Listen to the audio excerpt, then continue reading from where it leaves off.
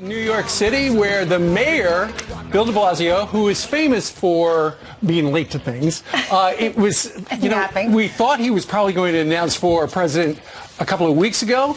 He finally dropped the video this morning. And the wait is over. He is number 23 now. There are 23 Democrats that are in this race. All right, I want you to hear a little about the magical announcement that took place a short time ago on tape. When we saw our national government walk away from the Paris Agreement, we doubled down. This battle to save our Earth will be won or lost in our lifetime. There's no second chance. Don't back down in the face of a bully. Confront him. Take him on. As president, I will take on the wealthy. I will take on the big corporations. I will not rest until this government serves working people. As mayor of the largest city in America, I've done just that. Donald Trump must be stopped. I've beaten him before, and I will do it again. I'm Bill de Blasio, and I'm running for president because it's time we put working people first.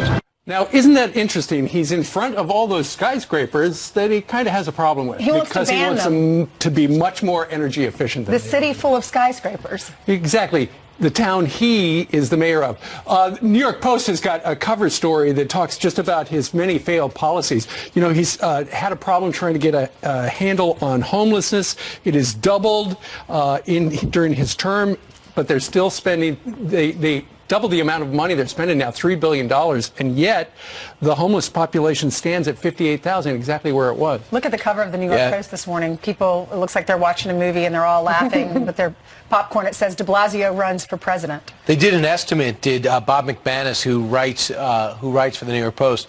They say he and his co-mayor wife have wasted $1.8 billion. They condemn Wall Street, but Wall Street's been propping up the city forever. Now it's so unwelcome to the richest people in the world that most of these buildings, these luxury buildings, are a third or two-thirds empty because rich people don't like throwing money in the street in the city that wants to tax them to death. So they're leaving the state and leaving the city. And so hard to work with is Bill de Blasio. Even the Democratic governor and he hate each other and try to undermine each other at every step of the way. Why this guy thinks he can run for president is unbelievable. Look at the latest Quinnipiac poll. This is unbelievable. They asked, would you like to see Bill de Blasio run for president? These are New York City voters. Right. Look at that. 76% no, they don't want to see him run. 18% said yes. There have been so much corruption with the housing authority here in New York City that ultimately the federal authorities had to take over control of it, or for oversight. And so as he launches his campaign today and he goes to Iowa, it will be interesting to see if people in Iowa and South Carolina actually ask him questions about the deplorable conditions here in New York City. The last time he went to New Hampshire, which is where he ultimately will go, he was in Concord, New Hampshire. 20 people showed up. When he went to Nevada, 9 people showed up. That's why it's going to be in South Carolina. People down there, they don't know him. How many people are going to show up today in Iowa? There's 9 more than I thought, to be honest. So to me, he's an overachiever in that way. So he's going to go run. I would not be surprised if Joe Biden has to relaunch his campaign now to try to recapture the momentum that must be going right out the door. I just don't get why he even bothers. I mean, the polls show he has no chance, really. Right. What's his end game? All right, well, that's what's happening in New York City, Iowa, South Carolina. But let's talk about what's going to happen today in the Rose Garden. President Trump's going to unveil a new plan aimed at tackling the crisis at the border. Yep. The president now calling on Democrats to join him in fixing the broken immigration system. But will the Democrats listen? Griff Jenkins is live in Washington, where, Griff, it seems to be the consensus is something needs to be done, but this is politics, so good luck, everybody. Well, Democrats, Steve, good morning, Brian Ainsley and Steve.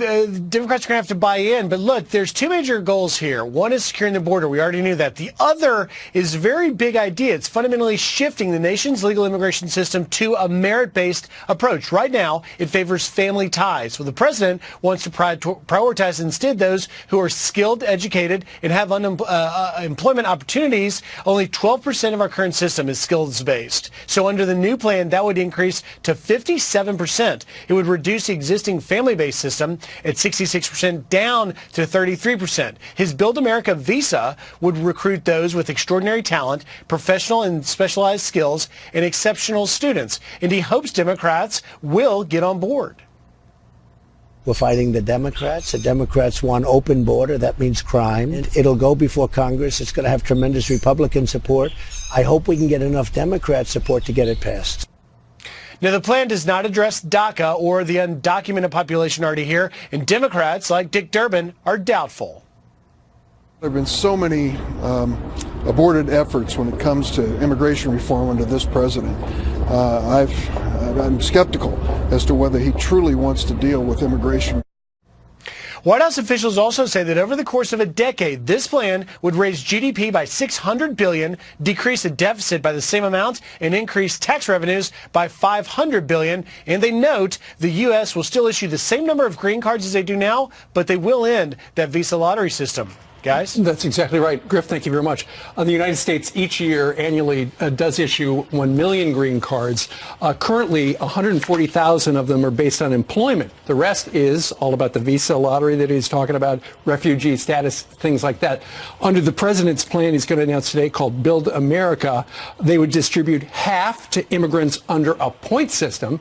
And how do you get the points? Well, you're ranked on your professional skills, your education, your age, and your English ability. The merit base. You were down on the border. I think you should have a vertical test and as well as a foot speed test as well. It should be like the NFL combines. Right? Let's see what you got. I want to see your abs. I would think this. Here's the thing, Ainsley. Yeah. The president's idea is great for 2020, but I care about 2019, and so should you. There's a catastrophe every day. You know about the 4,000 plus who are just walking in our border, let alone the drugs and people sneaking in. I like what Lindsey Graham put out. The president should get behind that, find some sober Democratic leadership in the Senate first, and then decide what the House would need to pass it. Lindsey Graham saying if the kids are from Central America and they come over here seeking asylum, while they wait to be processed, they have to be sent back to Central America, because believe it or not, that's not the case right now. He also wants families to be held up to 100 days, not just the 20 days, because by that Flores settlement, the kids have to be released by 20 days. Brian, when you were down there on the border, we showed that earlier in the morning show. Several things stuck out to me. Like, I agree with you. I always thought when they're coming across the border, they're like, on their stomachs. Exactly, going through the brush. They were just walking in on the roads, and that one lady that you interviewed, she said she was from Central America, and she said, I learned about this on the commercials on TV. They're just saying, go on over. In Honduras. And they say that if you get here for 20 days, it's going to be tough, but then you're through. Just tell them what cities and they'll drop you off. And we were going through the line. St. Louis, Minneapolis, Los Angeles. They all have somebody or some place they think they're going to be welcomed. And they're going to just start working. And sadly, a lot of them are going to go right into our social system. And we are already $20 trillion in debt. We are not built to take in refugee after refugee. There's a reason why there's a system. We can't take in everybody that wants to come here. Only they say 7% would qualify for our asylum laws that are written. Well, we've adjusted in the past. Adjust now. Before we look at comprehensive, make these 4 changes. If you just allow more temporary housing and give them 100 days, these men and women and judges will process quickly. Well, the big question is, will Mitch McConnell bring it up? Because apparently the White House, with this Jared Kushner plan, has been working with congressional leaders. So, what are they going to pick one? Should we go with the Lindsey Graham bill, or should we go with the president's bill? Stay tuned for that. Jay Johnson used to be the Department of Homeland Security Secretary under President Obama. He was on during the 4 o'clock hour yesterday on the Cavuto show, and he was able to make the number of people who are crossing illegally into the country sound really big. Listen to this. We had 100,000 apprehensions or encounters in the month of March and another 100,000 in the month of April. It's the highest it's been in 12 years. And to think of it this way, that is the equivalent of the population of the city of Orlando, Florida, showing up on our southern border in the course of 2 months. That creates a crisis, first of all, emanating from Central America, traveling through Mexico along the Mexican side of the southern border and on the U.S. side. Nancy Pelosi, there's your cover. That is Barack Obama's Homeland Security Secretary. You could say, after listening to Jay Johnson, I realize this isn't politically motivated. Let's get together. She's cut big deals in crisis situations in the past. That needs to be done. And let these guys both debate comprehensive. This is an emergency. That's different than comprehensive. Right, but if they were really interested, if the Democrats were interested, Nancy Pelosi, Chuck Schumer would go down a congressional delegation to our southern border and take a look with their own two eyes, but that has not they have happened. to be nervous because they know we've got a year and a half before the election. They're like, oh my gosh, this is a crisis. We have to do something about it. If we continue they don't want to give the president they don't a want to win. give him a win. But then American voters are smart enough to say they're stalling. They're not doing anything. And the American voters, they care about this. We keep hearing it's not fair to the people who have done it legally. Well, we've reported so many times on Ranil Singh. He was the officer that was killed allegedly by an illegal immigrant. Hasn't had his day in court yet. And the wife and the baby, we did so many stories, and then we interviewed his brother. They were so upset because they came here legally from Fiji, and he was killed allegedly by an illegal immigrant. That's right. Yesterday, the president was there with the family at the National Peace Officers Memorial Service in Washington, D.C. He invited Reggie Singh to come up, and Officer Singh's widow was not going to speak, but then she listened to what was being said, and she said, you know what, I've got to speak on behalf of my husband, and she did. Here they both are.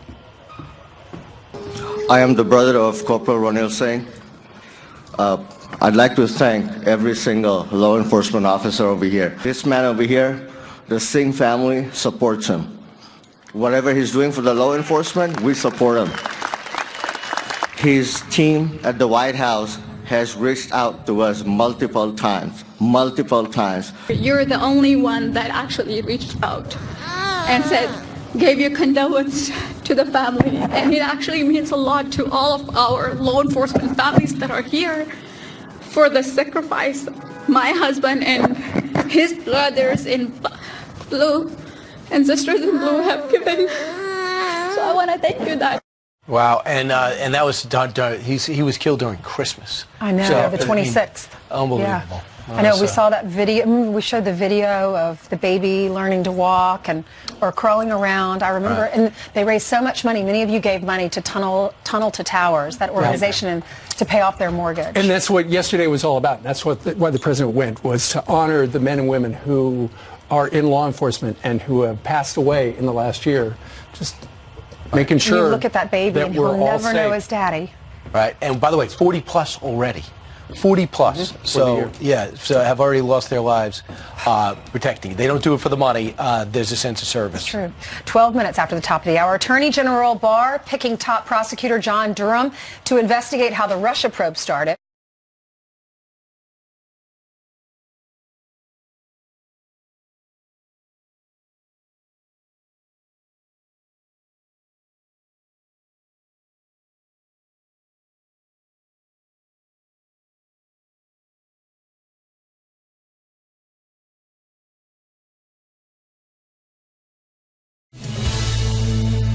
Attorney General Bill Barr picking top prosecutor John Durham to investigate how the Russian probe began. And our next guest says Durham is the guy to finally get to the bottom of this. Radio talk show host Howie Carr joins us now. Howie, you would know. You've seen him in action. How? He was paneled by Janet Reno, the Attorney General for Bill Clinton, to investigate 2 generations of endemic FBI corruption in the city of Boston. And he came in and he set up headquarters outside the city of Boston because he knew how bad it was in the FBI offices. And he actually brought down the corrupt edifice of the FBI office. He started the ball rolling to put a major gangster FBI agent named Zip Connolly in prison for racketeering. And there was also a terrible miscarriage of justice back in the 60s. The FBI framed 4 guys for a murder they didn't commit to protect one of their snitches, and he and everybody knew that these guys were rotting in jail. And they'd been in jail for more than 30 years, and it was Durham, as part of his investigation of the Federal Bureau of Investigation investigation in Boston, who brought all the fact that these guys had been framed to the attention of the judges, and he set in motion their eventual exoneration. And it was such an outrageous case that they or their estates, because a couple of them had died in prison, were awarded $102 million in damages. And Durham did that. He's done these special assignments for 2 Democrat attorney generals, Reno and Eric Holder, and for 2 Republican attorney generals, Mike McCasey under Bush, and now Bill Barr. And he's going to be very hard to smear as a partisan. He is a Republican. He's a conservative guy. He's the U.S. attorney in Connecticut. But when he was appointed by President Trump, another great appointment as U.S. attorney, just like Andrew Lelling in Boston by the president, he was specifically endorsed by the 2 liberal Democrat senators from Connecticut. And Howie, I just want to get to the other topic because he also has been working on this already before he was announced. Meanwhile, have you noticed the narrative changing? It went from Comey and Brennan trying to take down this horrible person who ends up being president called Donald Trump to, we are beginning to turn on each other, and that Attorney General Barr, he's evil. Listen to how the media is now characterizing Bill Barr. Think about the chilling message it sends to career non-political people in the FBI, in the Justice Department. And it's just a way of harassing people who have done their jobs, but not to the satisfaction of the President of the United States. He's basically found his Roy Cohn finally in Bill Barr. He's out to destroy the government, the FBI, everything in order to cover the tracks of the President. Really? He's out to destroy the FBI or find out what they were doing leading up to the investigation that absolutely sullied his first 2 years in office? Your response? Whenever cops go after criminals, yes, it has a chilling effect on the criminals, and you begin to see the way the stories are changing. You know, I mean, look at Comey. He's lashing out at Rosenstein. He's lashing out at Brennan. He's lashing out at his former deputy, McCabe. I mean, this is what happens in the early stages of a criminal investigation. Baker said last night, James Baker, the former FBI lawyer, well, you know, everything I did was everything was lawful. At least everything I did was lawful. It sounds to me, Brian, like that's something you tell a grand jury or you're negotiating a proffer with the feds, so you get a reduced sentence. It's just so telling that Comey, Clapper, Brennan, Baker, and Strzok and Page are beginning to turn on each other. We already know McCabe and Comey disagree, and one of them is flat out lying, or they both are. This is changing. Howie, we'll have you back. Thanks so much. Thanks, Brian. Harvard University hosting a separate investigation. You're looking at it there. Does that make sense? Good morning to you and welcome back. Time for some headlines now. The Missouri State Senate passing a bill overnight to ban most abortions at 8 weeks into pregnancy. Republican Senator Josh Hawley joined us earlier saying this should be considered a states' rights issue. I believe that Roe versus Wade is wrongly decided. This is something that is up to the people to decide. Now, I expect that the Supreme Court will ultimately have to weigh in. Missouri senators approving the measure hours after Alabama's governor signed the nation's strictest abortion bill into law. A Wisconsin firefighter shot and killed in the line of duty. Colleagues saluting the 14-year veteran of the Appleton Fire Department as he arrived in Milwaukee for an autopsy overnight. Chilling images as his flag-draped body was wheeled inside. 4 people were shot while responding to a medical emergency at a public transit center. A police officer was also hit. Witnesses say police took someone into custody, although no arrests have been confirmed. More than 20 House Democrats will spend 12 hours publicly reading the 448-page Mueller report on the Russia probe. Spearheaded by Democrat Mary Scanlon, the marathon reading will be live streamed on her Facebook page. It will then be turned into an audiobook. The Democrats will read the exact copy of the redacted report that is free and available to the public. Scanlon denies this is a political stunt. Steve. All right, Jillian, thank you. Harvard University making headlines after a student group hosted the school's first ever undocu graduation, a graduation ceremony only for illegal immigrants. And this comes after a new report suggests neo-segregation is an essential part of Yale's student life. The same report also shows almost 3/4 of American colleges and universities have voluntary segregated graduation ceremonies. So is this where identity politics, where that push is starting? Joining us right now, Executive Director of Unhyphenated America, Christopher Harris, joins us from D.C. Christopher, good morning to you. Good morning. Hey, good morning, Ainsley. Good morning, Steve. First of all, I didn't realize that schools were having separate ceremonies for people who are not documented. You know, Steve, this is where education is headed now. You would think that we'd have the best and the brightest and that they'd be taught by the best and the brightest, but they're basically being indoctrinated right now. And, you know, folly is caught up in the heart of the child. That's what the Bible will tell you. And what you're having is people manipulating these young people whose brains are not even fully formed yet. And, you know, Steve, history, you would think that they'd be well educated with history, right? I mean, it wasn't that long ago that you had Democrat Governor George Wallace standing in schoolhouse doors and promising segregation now and segregation forever.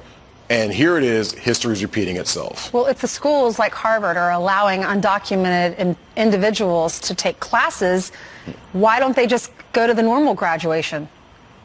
You would think so. I mean, one of the things that we fought for in this country was to get rid of the scourge of segregation and putting people aside by some of the most superficial aspects of our humanity, things like the color of our skin. But now you have some of the elite schools out there who are having blacks-only graduations or Hispanic-only graduations. And now, of course, you have them going by legal status, whether you're documented or not.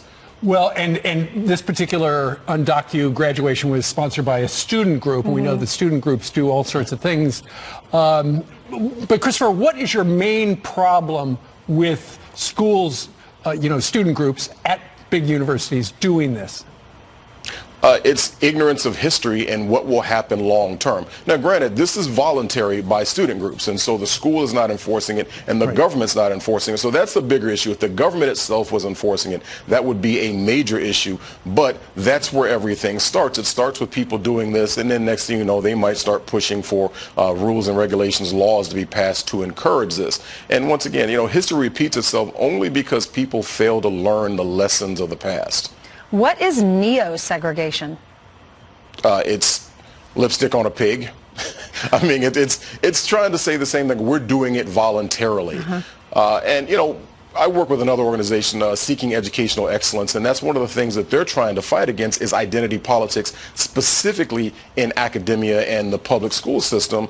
And, you know, that's what they're doing. They're putting lipstick on a pig, and they're trying to say, oh, well, it's okay that we do this segregation because it's all voluntary. But is it really voluntary, or are they being manipulated by certain Marxist-minded professors with an agenda? He is the executive director of Unhyphenated America. Christopher Harris, thank you very much. Thank you, Christopher. Thank you. 29 minutes after the top of the hour, President Trump is set to unveil his sweeping immigration plan in just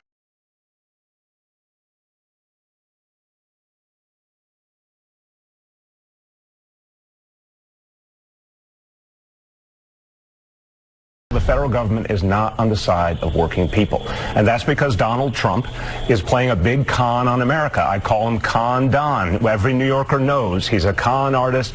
We know his tricks. We know his playbook. I know how to take him on. I've been watching him for decades.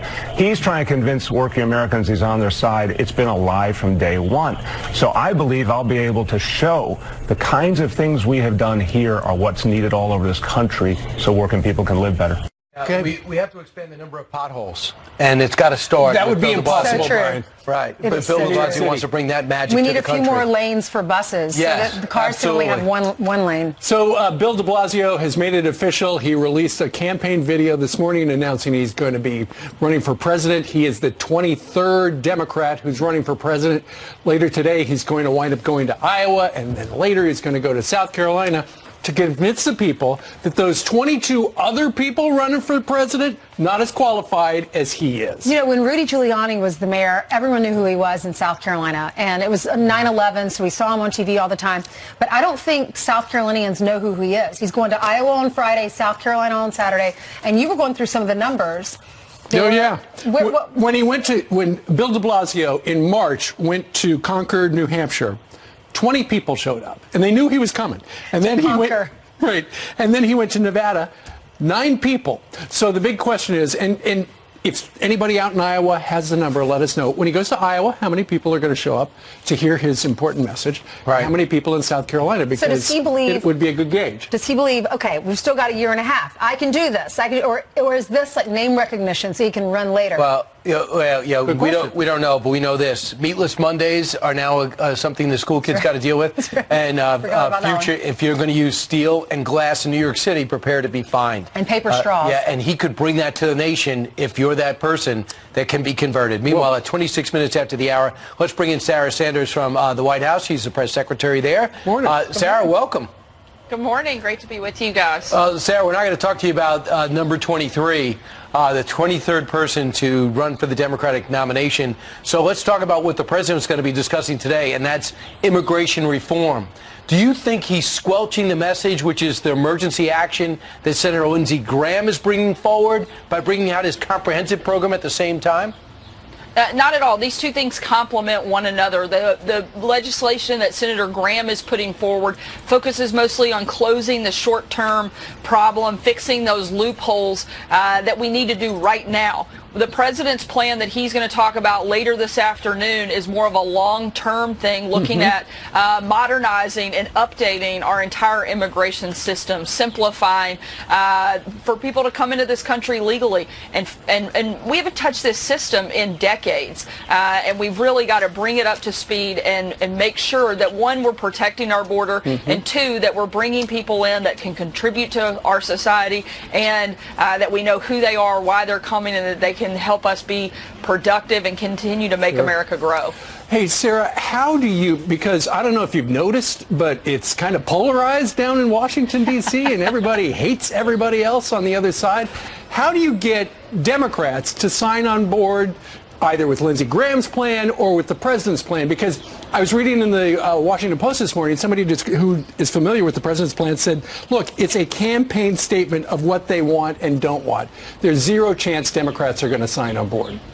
Well, I think the best thing you can do to bring Democrats and Republicans together is to have a good plan, which is exactly what we have in this. It's to have something that there's nothing in there that Democrats shouldn't be for. And the big difference between Republicans and Democrats in this case is we've actually laid out what we want to see happen in our immigration system. We want to move to this merit-based system. Democrats right now, unless they get on board with this, the only thing they've said they want is open borders. I think that is a terrible thing for our country, and I think it's a terrible message for them going into 2020. So I think it would be wonderful to watch them get on board with something that helps secure our border. Look, they're now starting to realize and admit that the system is broken and we have a real crisis, a humanitarian crisis that they can't even deny anymore. Sarah, this is a path forward. Pardon the interruption. Sarah, why doesn't the president, who has a 747, invite the Democratic leaders of Congress to go with him down to the southern border and see what Brian saw this past weekend, where you just stand there and droves of people in the country illegally just are coming by. They're not running. They're coming to us. Be able to see that it is a crisis and something's got to be fixed. I think that's a great idea. You know, we've encouraged a number of members to go to the border. I know some folks in the media have been down there over the past couple of months and have seen that. Brian, you did a great job documenting some of the moments. I mean, it is a true crisis. At least we're finally starting to see more people understand what the president has been talking about all along and just how right he was, and the fact that we have to do something. And that's why we've had our team here put so much time and effort into actually building out and fixing the system. It's been broken for decades, and we're trying to do something that would modernize it and help us bring people into this country. That's one of the big misconceptions. The president wants people to come into the country, but he wants them to come in legally, and he wants them to come in prepared and ready to easily assimilate into our workforce and help grow America and contribute to it in the way that we've been doing over the last couple of years under this president. The economy's booming, and we need more workers, and these people would be great additions to our society. Today's rollout and some of the articles we've all read, current immigration laws are terrible. The president says stop catch and release in sanctuary cities and stop the visa lottery program. Let's move on to something else that's been in the news this week, Sarah. Iran. Are our allies behind us, and what's the latest threat? Look, we are continuing to stay focused primarily on the safety and security of the American people.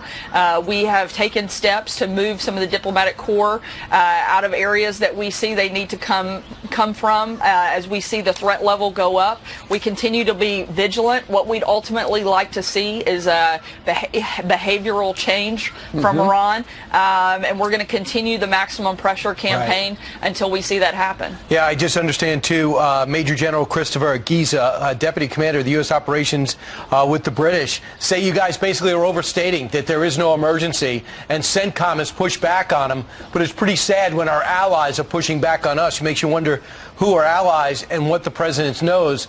And this is what's in the Washington Post today. Maybe you want to take this on. It says the president's frustrated with his advisors and is not personally convinced the time is right to attack Iran, nor are we in this dire state of emergency, even though it's reported that they're loading missiles on certain ships that they have.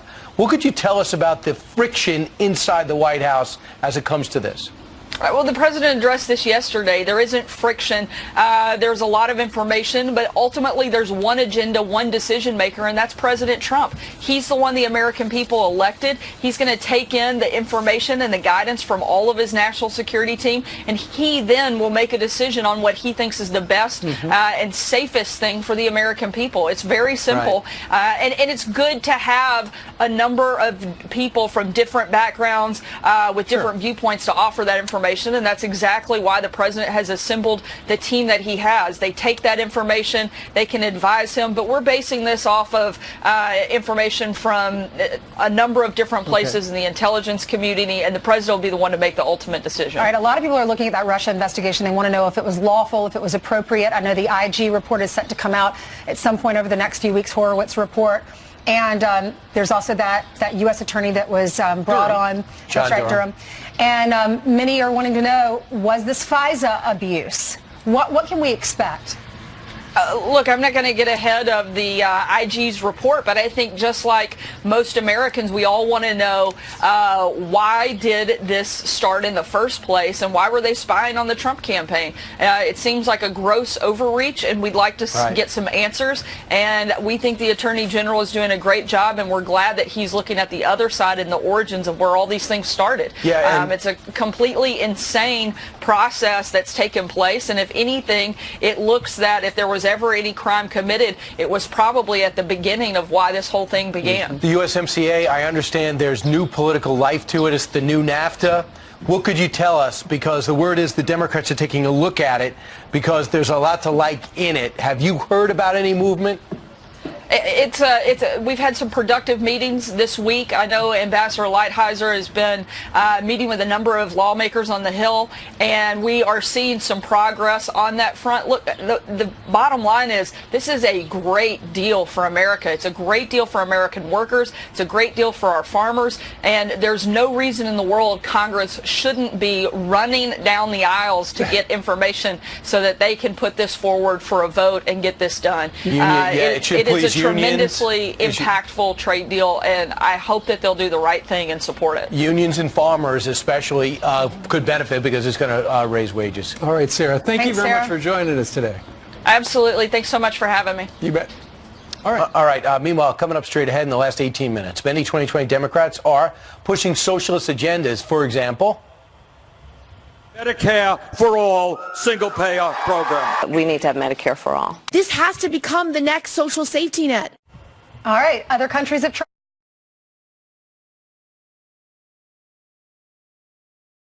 Good morning. Back with some headlines. A Kentucky toddler who vanished on Mother's Day is found alive. Yes, we have a successful finding of the child. Everybody's so happy, just chills went all through your body, just excited. Great news, huh? 22-month-old Kenneth Howard was found just 2,000 feet from his home. His parents think he somehow got out the back door on Sunday night. Search crews heard crying, followed the sound, and that's when they spotted him on a cliff with a 50-foot drop. The sheriff's office says he is in remarkably good condition. Georgetown University expels a student after he sued over the college admissions scandal. Adam Sempervivo claims he didn't know his dad paid to get him into the school. His father pleaded guilty to paying a tennis coach $400,000 to get his son admitted. A Georgetown spokeswoman wouldn't comment specifically, but said students were kicked out for falsifying credentials. Let's look at your headlines. Send it back to you guys. More lawsuits. Thank you. Capitalism versus socialism. We're taking a look around the world at how socialism has played out in several countries. And we're not just talking about what's happening in Venezuela. Jackie DeAngelis from our sister network, Fox Business, joins us right now. And I've been watching you for a long time on another channel. Jackie, welcome to the family. And I've been watching you. Thank you. How dare Thanks for having me. Great to have you. Well, you guys are exactly right. This is a raging debate right now, capitalism versus socialism. And in this country, a Gallup poll actually shows that 45% of Americans now would vote for a socialist candidate. Now, that's not the majority. 45%. The number has grown, and so has the conversation, and that's why we're focusing on it. Now, when the candidates get on the stage and they're pitching socialist policies, they don't say, let's be like Venezuela. That's a country in crisis right now, totally on the brink. AOC and Bernie Sanders, they get up and say, let's be like Norway, let's be like Sweden. But there are some really big differences, and a lot of people will argue those are not even socialist countries per se. So let's go through them. True, the government does play a role in terms of business, but they are not taxing business to the brink. Actually, a lot of revenue comes from the VAT tax there, so the consumers themselves, the citizens are paying for it, and so are the tourists. And that's on everything. Yeah, no, exactly. That's on everything. So they are contributing. The other thing is the size of the population. Here in the United States, 325 million people. In Norway, 5 million. Sweden, 10 million. A lot less mouths to feed to make sure that everybody is happy. And what about Europe? We're focusing on Brexit, but it's a mess there. You've got the weaker countries really dragging on the stronger countries. So it's so easy to get up and say, we should be this way or we should be that way. But our system isn't necessarily broken. You could argue it needs a little reform, but does that mean you throw the baby out with the bathwater and try to start over? And then if you want health care, socialized medicine, please point me to the model that you're so in awe of. Where it works, right? Yeah. So we've seen healthcare reform in this country, and so many people have been disappointed by the fact that they can't continue to see their doctor. Their costs have gone up. The system has changed, and maybe those uninsured people that were in the emergency rooms, they do have some coverage, but other people are suffering. I know Charles Payne's going to have a town hall on this later this afternoon. 2 o'clock Eastern Time. Will you be a part of that? Yes. Okay. And you have an appreciation for the capitalistic society because you were posted in the Middle East for a while and you saw how other things work. It's really interesting. Living abroad gives you perspective like none other. I lived in China for a while as well. You speak Mandarin. I speak Mandarin, and I also lived in the Middle East, as you said. When you really are immersed in it and you see the culture and you see how these societies have developed, you realize they're very, very different from America, and what we have here is very special. Right, absolutely. And we all speak Mandarin. We just don't brag a lot about it. It's very. She speaks more than 2 languages. Oh my goodness! 3. Wow. Farsi too. Well, you've been looking at capitalism versus socialism over on Fox Business. Jackie, welcome to the family. Thank you. We're so good to be here. Great to see you, Jackie. All right. Meanwhile, did you? Good morning to you. Welcome back. Some quick headlines now. The FDA ordered to speed up its review of e-cigarettes. A federal judge siding with public health groups that sued the agency for postponing reviews for years. The FDA will now have to regulate all e-cigarette and vaping products sold in the country. And the fate of legalizing pot in New Jersey is now in the hands of voters. Democratic State Senate President Stephen Sweeney dropping a bill to legalize the drug. He says it doesn't have enough votes in the state Senate. The question will now appear on the 2020 ballot instead. Steve. Give the people in New Jersey the choice. Meanwhile, across the country, America's economy is still on the rise, and according to new Fox News polls, President Trump is getting the credit. Among those who feel good about the economy, 44% of them say the president is responsible. 15% say President Obama and the Democrats. Well, here to weigh in on this is Charles Payne, host of Making Money with Charles Payne on the Fox Business Network. Hey, Charles. Good morning. Is there truth to that? Republicans and the president are responsible for the economy? There's absolutely no doubt about it. And, 2018 everyone should study 2018 because those tax cuts went into effect. We had a chance to see regulations that have been cut start to work out. What we see now are wage gains that are going through the roof, a series of wage gains we haven't seen in a decade. We have, just check this out, guys. There's the percentage of people who think they're going to be better off 5 years from now at an all-time high. The number of jobs open at an all-time high. Unemployment is at an 18-year low. Right. Amazing numbers. But, Charles, you say look at 2018. and credit the Republicans. The Republicans lost the House in that election. You know, it's not unusual, right? And they actually lost less seats than the first term of other presidents. So there are other issues out there. And by the way, the irony of all of this is that when we're doing great at one thing, it doesn't poll well. So, you know what? We start to take it as Americans. We take that as, okay, check. We're doing good. My paycheck is up. I got a great job. Now what am I worried about? Right. Healthcare, education. So those things start to rise as being more important to the voter. But we know ultimately all these issues are resolved when we have a better economy. But your tease was things are going to get better. What do you mean they're going to get better from here? What indications do you have? Well, Morgan Stanley on Monday came out with this amazing report, and it shows that these 3% income gains year over year are going to go to 4%. This thing is parabolic. It's like a rocket ship. If Morgan Stanley is right, we're going to enter an era of prosperity into the next year and a half, 2 years that we haven't seen in decades. It's going to be absolutely remarkable. This could just be the beginning. There are a lot of cities that are drowning in debt. We have a list. Chicago is the #1 city that is drowning in debt, $119,110. And then look at the other cities. That's what people owe to pay off their debt in each individual. All the major cities, it looks like. What do those cities have in common? Well, a lot of Democratic mayors over there, right? But that's been the issue for a long time. You know, these cities are microcosms of the kind of governments that people say they want. If you want a progressive government and you want the government to do everything for you, it's not only expensive, but it's inefficient. You see where